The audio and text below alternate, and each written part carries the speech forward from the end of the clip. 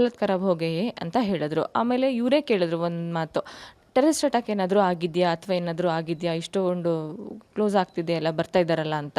ಅಯ್ಯೋ ಇಲ್ಲಿ ಈಗ ಯಾರು ಸರ್ ಇಷ್ಟೊಂದು ಸ್ಟ್ರಿಕ್ಟ್ ಇದೆ ಅಲ್ಲ, ಈ ಥರ ಎಲ್ಲ ಮಾಡಲ್ಲ ಸರ್ ಅಂತೇಳಿ. ನಾವು ಕೆಳಗಡೆ ಬೇಸಿಗೆ ಬಂದು ನಾವು ಕುದುರೆ ಎಲ್ಲ ಇಳಿದು ಅವ್ರು ನಮ್ಮ ದುಡ್ಡನ್ನ ರೀಫಂಡ್ ಮಾಡಿ ನಮ್ಮ ಕಾರ್ ಪಾರ್ಕಿಂಗಿಗೆ ರೋಡ್ ಕ್ರಾಸ್ ಮಾಡಿ ಮತ್ತೆ ಡೌನಿಗೆ ಹೋಗಬೇಕು ಸರ್ ಕಾರ್ ಪಾರ್ಕಿಂಗಿಗೆ.